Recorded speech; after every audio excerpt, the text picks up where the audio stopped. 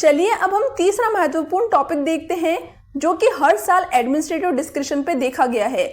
इसमें हम सबसे पहले देखते हैं कि एडमिनिस्ट्रेटिव डिस्क्रिशन क्या है, जिससे कि इस टॉपिक का ओवरव्यू लेते समय हमारे लिए समझना आसान हो सके। तो जब एडमिनिस्ट्रेटिव अथॉरिटी बिना कोई बाहरी प्रेशर के अपना डिसीजन सुनाती है तो इसे ही एडमिनिस्ट्रेटिव डिस्क्रिशन कहते हैं। लेकिन कई बार ये डिसीजन रिलेवेंट फैक्टर्स को ध्यान में नहीं रखते हुए सुना दिया जाता है, इसलिए जुडिशरी को डिसीजन की वैलिडिटी देखना पड़ता है। चलिए अब हम देखें इस टॉपिक से बनने वाले प्रश्न। मुख्य रूप से इस टॉपिक से 4 सब टॉपिक्स पर प्रश्न बनते हैं। पहला, irrelevant consideration as a ground of judicial review. दूसरा, non application of mind as a ground of judicial review. तीसरा, non use and abuse of discretion, जिसे जुडिशियल रिव्यू को एक्सरसाइज करते समय जुडिशरी देखती है। और फोर्थ है वेडनेसबरी या प्रोपोर्शनलिटी। अब हम इन 4 सब टॉपिक्स का ओवरव्यू ले लेते हैं। तो इनमें सबसे पहला है इररिलेवेंट कंसिडरेशन। तो इररिलेवेंट कंसिडरेशन का मीनिंग होता है कि जब एडमिनिस्ट्रेटिव अथॉरिटी अपना डिस्क्रिशन यूज करते समय ऐसे पॉइंट्स को कंसिडर करते हुए डिसीजन देती है जिन पॉइंट्स को कंसिडर नहीं किया जाना चाहिए था। इससे संबंधित केस है state of Bombay versus KP Krishnan. ये 1961 का केस है। इसमें कोर्ट ने डिसीजन दिया कि इस केस में गवर्नमेंट ने अपनी डिस्क्रिशनरी पावर को यूज करते समय रिलेवेंट पॉइंट्स को कंसिडर नहीं किया, क्योंकि अगर रिलेवेंट पॉइंट्स को कंसिडर करती तो वर्कमैन के डिस्प्यूट को इंडस्ट्रियल डिस्प्यूट एक्ट के सेक्शन 10 क्लॉज 1 के अंडर ट्राइब्यूनल को इसलिए रिफर करने से गवर्नमेंट मना नहीं करती कि वर्कमैन को बोनस नहीं मिलना चाहिए, क्योंकि उन्होंने इस बार थोड़ा स्लो काम किया, जो ग्राउंड इंडस्ट्रियल डिस्प्यूट एक्ट के अनुसार रिलेवेंट नहीं है। इसलिए कोर्ट यहाँ पर गवर्नमेंट द्वारा दिए गए डिसीजन को इनवैलिड बताती है, क्योंकि ये इररिलेवेंट कंसिडरेशन के आधार पर दिया गया है। दूसरा सब टॉपिक है non application of mind as a ground of judicial review. Non application of mind का मीनिंग होता है कि जब अथॉरिटी अपने डिस्क्रिशन को यूज करते समय ऐसा कुछ एक्शन लेती है जो कि मना किया गया है या जिससे पॉलिसी का इम्प्लीकेशन बहुत रिजिडली होगा, तो ऐसे डिसीजन को बैड कंसिडर किया जाता है और ये माना जाता है कि अथॉरिटी ने केस के फैक्ट और सर्कमस्टांसेस को देखते हुए सेंसिबल डिसीजन नहीं दिया। इससे संबंधित केस है Shri Ramasagar industries limited versus state of Andhra Pradesh. ये 1974 का केस है। इसमें कोर्ट बताती है कि एपी शुगरकेन एक्ट 1961 के अंडर एडमिनिस्ट्रेटिव अथॉरिटी की डिस्क्रिशन थी कोई भी न्यू फैक्ट्री को 3 साल के लिए टैक्स से छूट देने की, या फिर कोई भी ऐसे न्यू फैक्ट्री को जो कि गवर्नमेंट के ओपिनियन में 2 सालों के अंदर अंदर काफी एक्सपेंड हो गई है, और इसी एक्ट की पावर को यूज करते हुए गवर्नमेंट ने ऐसी फैक्ट्रीज जो कि कोऑपरेटिव सोसाइटीज द्वारा चलती है इनको टैक्स से छूट दे दी। इसलिए इस फैक्ट के बावजूद कि इसमें पिटिशनर की फैक्ट्री नहीं आती, गवर्नमेंट द्वारा दिए गया डिसीजन सेंसिबल डिसीजन कंसिडर होगा। तीसरा सब टॉपिक है non use and abuse of discretion. जब कोर्ट जुडिशियल रिव्यू एक्सरसाइज करती है तो एक्सरसाइज करते समय एक तरीका control at the stage of discretion भी फॉलो किया जाता है, जिसमें देखा जाता है कि एडमिनिस्ट्रेटिव डिस्क्रिशन यूज करते समय क्या कंट्रोल मैकेनिज्म यूज किए गए हैं। इसको 2 पार्ट में डिवाइड किया जाता है। पहला, एब्यूज ऑफ डिस्क्रिशन। इसमें देखा जाता है कि अथॉरिटी ने डिस्क्रिशनरी पावर को यूज किया है या नहीं। इसमें ही malafide, irrelevant consideration, ignoring relevant consideration, ये तीनों शामिल है। और दूसरा है नन एप्लीकेशन ऑफ माइंड, जिसमें acting under discretion, imposing factor on the exercise of discretion और एक्टिंग विदाउट ड्यू केयर इत्यादि शामिल है। अब हम इनसे संबंधित केसेस को देखते हैं। तो मेलाफाइड से संबंधित केस है G Sadanandan versus state of Kerala. इसमें कोर्ट ने सभी रिलेवेंट फैक्टर्स, मटेरियल्स, इन सब को एग्जामिन करके डिसीजन दिया कि डीजीपी के द्वारा पिटिशनर को अरेस्ट करना मेलाफाइड पावर को एक्सरसाइज करना था, क्योंकि डिप्टी सुपरिटेंडेंट ऑफ पुलिस अपने अगेंस्ट दिए गए आर्ग्यूमेंट को कॉन्ट्राविन करते हुए एफिडेविट फाइल नहीं कर पाए, और जो काउंटर एफिडेविट गवर्नमेंट के बिहाफ पर होम सेक्रेटरी द्वारा फाइल किया गया वो भी काफी वीक था। इसमें हमने इररिलेवेंट कंसिडरेशन के आधार पर जो केस था श्री रामासागर, वो ऑलरेडी कवर कर लिया है। आगे है इग्नोरिंग रिलेवेंट कंसिडरेशन। इसका मतलब होता है कि जब अथॉरिटी अपना डिसीजन सुनाते समय रिलेवेंट फैक्टर्स को इग्नोर कर देती है, जैसे कि Ranjit Singh versus Union of India 1981 में हुआ। इसमें कोर्ट बताती है कि गवर्नमेंट द्वारा दिया गया डिसीजन जिसमें पिटिशनर के हर मंथ गन बनाने के ओरिजिनल कोटा को गवर्नमेंट द्वारा चेंज कर दिया जाता है, इस आधार पर कि 1956 के इंडस्ट्रियल पॉलिसी रेजोल्यूशन के माध्यम से सेंट्रल गवर्नमेंट के पास मोनोपोली है। लेकिन इसमें गवर्नमेंट ने रिलेवेंट कंसिडरेशन को इग्नोर कर दिया क्योंकि उन्होंने पिटिशनर की फैक्ट्री की production capacity, quality of gun produce इत्यादि पॉइंट्स पर ध्यान नहीं दिया। अब आते हैं फोर्थ सब टॉपिक पर, जो कि अनरीजनेबलनेस या डायरेक्टली वेडनेसबरी या प्रोपोर्शनेट के प्रिंसिपल पर आ सकता है। वेडनेसबरी प्रिंसिपल यूरोप में डेवलप हुआ था और इसे ही इंग्लिश लॉ में प्रोपोर्शनैलिटी का प्रिंसिपल कहा जाता है। इसमें कोर्ट डिसीजन मेकर द्वारा जिन प्रायोरिटीज को आधार मानकर डिसीजन दिया गया है उनको एग्जामिन करती है और ये देखती है कि क्या डिसीजन देते समय सेंस ऑफ प्रोपोर्शन अप्लाई किया गया है, जो कि एडवर्स इफेक्ट को अवॉइड करने के लिए जरूरी है। इससे संबंधित लैंडमार्क केस है associated picture house limited versus Wednesbury corporation. ये 1948 का केस है जिसमें कोर्ट ने कहा कि एडमिनिस्ट्रेटिव अथॉरिटी द्वारा दिया गया डिसीजन इरेशनल कंसीडर होगा अगर डिसीजन लॉ के अकॉर्डिंग्स नहीं है, या फिर अगर डिसीजन इररिलेवेंट कंसीडरेशन पर आधारित है, या फिर डिसीजन देते समय उन पॉइंट्स को कंसीडर किया गया है जो कि कोई भी रीजनेबल अथॉरिटी कंसीडर नहीं करती। दूसरा केस है Coimbatore district central corporation bank versus employees. ये 2007 का केस है। इसमें कोर्ट ने कहा कि एम्प्लॉयर द्वारा वर्कमैन को उनकी इल्लीगल स्ट्राइक पर जो पनिशमेंट दी गई वो वर्कमैन के कंडक्ट के प्रोपोर्शनेट है, क्योंकि एम्प्लॉयर्स ने वर्कमैन के खिलाफ एक्शन लेने से पहले इंक्वायरी बिठाई थी और इस इंक्वायरी में नेचुरल जस्टिस का ध्यान रखते हुए वर्कमैन को भी बुलाया गया था जिससे कि वो अपने पॉइंट्स को रख सके, लेकिन वो अब्सेंट रहे, इसलिए एक्स पार्टे डिसीजन सुनाया गया और मैनेजमेंट को इस स्ट्राइक से काफी नुकसान हुआ था। फिर भी मैनेजमेंट ने लिबरल व्यू अपनाते हुए उन्हें जॉब से निकालने के बजाय उनकी सैलरी कुछ सालों तक बढ़ाने से मना कर दिया और इल्लीगल स्ट्राइक के दौरान के समय की सैलरी काट दी। इसलिए क्वांटम ऑफ पनिशमेंट उनके कंडक्ट से प्रोपोर्शनेट है। तीसरा case Ranjit Singh versus Union of India.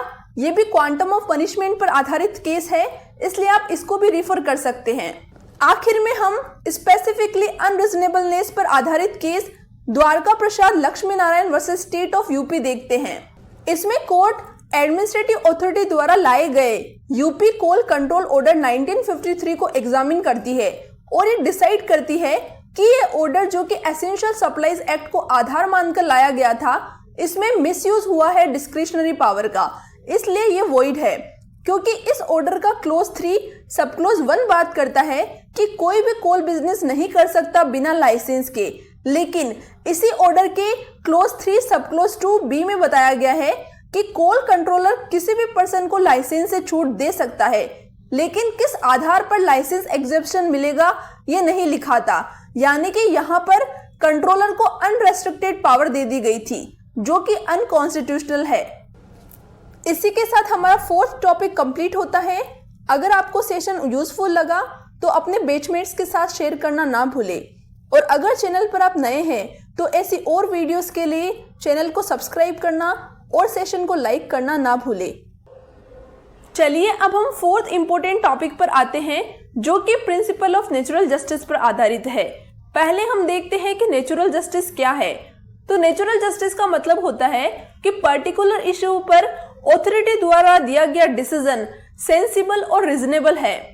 इस टॉपिक से संबंधित पहला प्रश्न बनता है पोस्ट डिसीजनल हियरिंग से।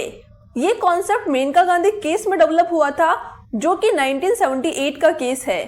इसमें मेनका गांधी का पासपोर्ट इश्यू होने के 1 साल के अंदर ही एडमिनिस्ट्रेटिव अथॉरिटी द्वारा कैंसिल कर दिया जाता है और जब मेनका गांधी इस डिसीजन के पीछे रीजंस पूछती है तो गवर्नमेंट ये कहते हुए कि जनरल इंटरेस्ट की वजह से हम आपको रीजंस नहीं बता सकते, इनकी सुने बिना ही और इनको रीजंस बताए बिना ही अथॉरिटी अपना डिसीजन इन पर इम्पोज कर देती है। और जब ये सुप्रीम कोर्ट अप्रोच करते हैं तो सुप्रीम कोर्ट यहाँ पर एडमिनिस्ट्रेटिव अथॉरिटी द्वारा दिए गए डिसीजन के बाद इनको अपनी बात रखने का मौका देती है, जिसे ही पोस्ट डिसीजनल हियरिंग कहते हैं। यानी कि एडमिनिस्ट्रेटिव अथॉरिटी द्वारा दिए गए डिसीजन के बाद इनको मौका दिया जाता है और इनकी सुनी जाती है। और यहाँ पर कोर्ट इनके सुनने के बाद ये कंसिडर करती है कि right to go abroad article 21 में प्रोटेक्टेड राइट है और इस राइट को वायलेट किया गया था गवर्नमेंट के द्वारा, वो भी बिना रीजंस बताए। इसलिए यहाँ पर गवर्नमेंट का डिसीजन नेचुरल जस्टिस के खिलाफ है। इस टॉपिक से संबंधित दूसरा प्रश्न आ सकता है कि जब इंक्वायरी रिपोर्ट जिस एम्प्लॉय पर चार्ज लगा है उसको नहीं दी जाएगी तो क्या इससे नेचुरल जस्टिस का वायलेशन होगा? तो आइए हम इस कॉन्सेप्ट का ओवरव्यू एक केस के माध्यम से करते हैं। केस का नाम है managing director ECIL Hyderabad versus B Karunakar, जो कि 1993 का केस है। इस केस में कोर्ट ने कहा कि जिस एम्प्लॉय पर चार्ज लगा है उस एम्प्लॉय को कॉम्पिटेंट अथॉरिटी द्वारा डिसीजन देने से पहले रिपोर्ट दिखाई जाएगी जिसमें उनके अगेंस्ट चार्जेस लिखे हुए होंगे, और ऐसा नहीं करने पर नेचुरल जस्टिस का वायलेशन कंसिडर किया जाएगा।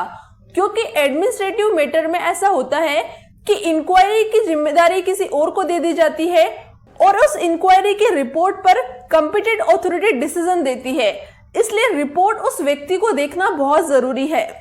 तीसरा प्रश्न इस टॉपिक से राइट ऑफ फेयर हियरिंग पर बनता है। तो राइट ऑफ फेयर हियरिंग में हम नेचुरल जस्टिस के 3 प्रिंसिपल को रिकॉग्नाइज करते हैं। पहला, नेमो जुडेक्स इन कोजा स्वा, जिसका मतलब होता है कि एक व्यक्ति अपने केस में जज नहीं होना चाहिए क्योंकि उसे व्यक्ति का पार्टी और जज दोनों बनने से इम्पार्शियल डिसीजन नहीं आएगा। दूसरा प्रिंसिपल है ओडी एल्ट्रम पार्टिम, इसका मतलब होता है कि अदर साइड की भी सुनी जानी चाहिए। इसमें सर्टेन इंग्रेडिएंट्स आते हैं जो कि फेयर हियरिंग के लिए जरूरी होते हैं। पहला इंग्रेडिएंट है राइट टू नोटिस, यानी कि हियरिंग की शुरुआत नोटिस इशू करने से होगी। ये नोटिस अफेक्टेड पार्टी को इशू किया जाएगा। दूसरा इंग्रेडिएंट है right to know the evidences against, यानी कि जिस पार्टी के अगेंस्ट एविडेंसेस और डॉक्यूमेंट होते हैं उस पार्टी को उस एविडेंसेस और डॉक्यूमेंट से डिस्क्लोज कराना जरूरी है जिससे कि वो अपना डिफेंस प्रिपेयर कर सके। तीसरा इंग्रेडिएंट है right to present case and evidence, यानी कि पार्टी को मौका दिया जाता है अपने केस को प्रेजेंट करने का और अपने एविडेंसेस को प्रेजेंट करने का। फोर्थ इंग्रेडिएंट है right to rebut adverse evidences, यानी कि एविडेंसेस जिस पार्टी के अगेंस्ट है उस पार्टी को मौका दिया जाना चाहिए उन एविडेंसेस को रिबट करने का, जो कि right to legal representation by lawyer और क्रॉस एग्जामिनेशन से हो सकता है। तीसरा प्रिंसिपल है स्पीकिंग ऑर्डर और रीजन ऑर्डर। इसका मतलब होता है कि अगर एडमिनिस्ट्रेटिव अथॉरिटी द्वारा दिया गया डिसीजन किसी व्यक्ति के अधिकारों को अफेक्ट करता है तो ये जरूरी है कि उस ऑर्डर का रीजन बताया जाए जिससे कि आर्बिट्रेरीनेस ना हो। अब हम इन प्रिंसिपल्स से संबंधित केसेस को देखते हैं। पहला प्रिंसिपल नेमो जुडेक्स इन कोजा स्वा था। इससे संबंधित केस है GN नायक वर्सेस गोवा यूनिवर्सिटी। इसमें कोर्ट कहती है कि बायसनेस के लिए सेल्फ इंटरेस्ट का होना जरूरी है, चाहे वो पेक्यूनरी हो या पर्सनल। आगे कोर्ट कहती है कि अगर प्रोफेसर के अपॉइंटमेंट से पहले मराइन हाउस के HOD ने वाइस चांसलर से अपीलेंट कैंडिडेट की तारीफ की तो ये एक वैलिड ग्राउंड नहीं है बायसनेस का, क्योंकि HOD के लिए नेचुरल है कैंडिडेट की एबिलिटीज अच्छे लगने पर उनको एक्सप्रेस करना। अब हम क्रॉस एग्जामिनेशन से संबंधित केस देखते हैं जो कि Hiranath Mishra versus the principal Rajendra medical college है। ये 1973 का केस है जिसमें कोर्ट ने कहा कि फेयर हियरिंग के लिए इंपॉर्टेंट इंग्रेडिएंट्स में से एक इंग्रेडिएंट क्रॉस एग्जामिनेशन भी है, जिसमें opposition party examination in chief के विटनेस द्वारा दी गई टेस्टिमनी को चैलेंज करती है। लेकिन इस केस में कोर्ट ये डिसीजन देती है कि सेंसिटिव सिचुएशन में क्रॉस एग्जामिनेशन से मना भी किया जा सकता है और ये नेचुरल जस्टिस का वायलेशन नहीं होगा। अब हम लीगल रिप्रेजेंटेशन से संबंधित केस देखते हैं जो कि JK अग्रवाल वर्सेस हरियाणा है। इसमें कोर्ट ये डिसीजन देती है कि सभी केसेस में right of legal representation bye a lawyer natural justice का पार्ट नहीं है। लेकिन प्रेजेंट केस में ये मैटर हरियाणा सिविल सर्विस 1952 के सेक्शन 7 के अंडर गाइड हो रहा था और इस रूल में एक्सप्लिसिटली दिया हुआ था कि पनिशिंग अथॉरिटी जब इंक्वायरी होल्ड करेगी तो जिस व्यक्ति के अगेंस्ट इंक्वायरी होल्ड की जा रही है उनको लीगल प्रैक्टिशनर मिलेगा तो वो लीगल प्रैक्टिशनर अपॉइंट कर सकते हैं। इसलिए इनको राइट ऑफ लीगल रिप्रेजेंटेशन से मना नहीं किया जा सकता और इसलिए सुप्रीम कोर्ट डिसाइड करती है कि प्रेजेंट केस में व्यक्ति को राइट ऑफ लीगल प्रैक्टिशनर से मना करना नेचुरल जस्टिस का वायलेशन है। अब हम इस टॉपिक से संबंधित आखिरी क्वेश्चन देखते हैं जो कि डॉक्ट्राइन ऑफ नेसेसिटी पर आ सकता है। ये रूल अगेंस्ट बायस का एक्सेप्शन है। इससे संबंधित case Ashok Kumar Yadav versus state of Haryana है जो कि 1987 का केस है। इसमें कोर्ट ने बताया कि हरियाणा पब्लिक सर्विस कमीशन में सेलेक्ट किए गए 2 कैंडिडेट अगर कमीशन के 2 मेंबर्स के रिलेटिव है तो इस रीजन की वजह से कमीशन के मेंबर को सिलेक्शन प्रोसेस से नहीं निकाला जा सकता, क्योंकि पब्लिक सर्विस कमीशन जो कि एक कॉन्स्टिट्यूशनल अथॉरिटी है, इसमें अगर इस ग्राउंड पर हम मेंबर्स को निकालने लगे तो कोई भी पर्सन उस व्यक्ति को सब्स्टिट्यूट करने के लिए भी नहीं होगा, और अगर कोई भी व्यक्ति उस मेंबर के प्लेस को सब्स्टिट्यूट करने के लिए नहीं होगा तो कमीशन का काम भी अफेक्ट होगा। इसलिए कोर्ट यहाँ पर डॉक्ट्राइन ऑफ नेसेसिटी को देखते हुए ये डिसीजन देती है कि कमीशन के मेंबर जो कि कैंडिडेट के रिलेटिव है वो अपने पोस्ट पर रहेंगे, लेकिन जब रिलेटिव कैंडिडेट का टर्न आएगा या उनसे संबंधित कोई भी डिस्कशन होगा तब वो उपस्थित नहीं होंगे। तो इसी के साथ हमारा 4th टॉपिक कंप्लीट होता है। उम्मीद है आपको क्लैरिटी हुई होगी। अगर आपको सेशन अच्छा लग रहा है तो चैनल को सब्सक्राइब करना ना भूलें और ये सेशन अपने दोस्तों के साथ भी शेयर कीजिए जिससे कि उनके लिए भी हेल्पफुल हो सके। 5th important topic judicial review है जिसमें 2 writs, writ of certiorari and writ of mandamus important है। देखते हैं इन दोनों को एक एक करके। सबसे पहले रिट ऑफ सर्ट्यूरेरी। सर्ट्यूरेरी का लैटिन टर्म में मीनिंग टू सर्टिफाई होता है। आसान शब्दों में समझे तो ये एक सुपीरियर कोर्ट का ऑर्डर है, सुपीरियर कोर्ट या अथॉरिटी के एक्स्ट्रा जुडिशियल एक्ट को क्वाश करने के लिए। इससे रिलेटेड 2 केस है जिसमें पहला केस है सैयद याकूब वर्सेस के.एस. राधाकृष्णन, जिसमें सुप्रीम कोर्ट हाई कोर्ट द्वारा इश्यू किए गए रिट ऑफ सर्ट्यूरेरी को वॉइड डिक्लेयर कर देती है इस ग्राउंड पर कि ये रिट सिर्फ लॉज में हुए एरर को सही करने के लिए यूज किया जाता है, ना कि फैक्ट्स के एरर को। दूसरा केस सूर्या देवी राय वर्सेस रामचंदेर राय है जिसमें सुप्रीम कोर्ट हाई कोर्ट के सुपरवाइजरी पावर जो कि आर्टिकल 227 में दिया गया है और power to issue writ under article 226 के बीच कुछ डिफरेंसेस बताती है, जिसमें पहला डिफरेंस है हाई कोर्ट की रिट इशू करने की पावर ओरिजिनल जुरिडिक्शन है। दूसरा, हाई कोर्ट रिट इशू करके लोअर कोर्ट के ऑर्डर को सिर्फ क्वाश कर सकती है, पर हाई कोर्ट आर्टिकल 227 के अंदर लोअर कोर्ट के ऑर्डर को क्वाश करते हुए एक नया ऑर्डर भी पास कर सकती है। अब हम देखते हैं writ of mandamus. Writ of mandamus का मतलब होता है टू कमांड। इस रिट के द्वारा कोर्ट किसी भी अथॉरिटी को फोर्स करती है उनको दिए गए पब्लिक वर्क को कंप्लीट करने के लिए।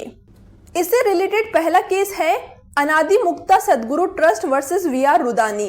ये 1989 का केस है जिसमें कोर्ट ने अपीलेंट जो कि एक प्राइवेट बॉडी थी उनको रिट ऑफ मैंडेमस के लिए इंटाइटल माना इस ग्राउंड पर कि गवर्नमेंट एडेड है और साथ ही वो एक public function of imparting education कर रही थी। इस केस में कोर्ट 2 ऐसी सिचुएशन बताती है जहां रिट ऑफ मैंडेमस इशू नहीं किया जा सकता।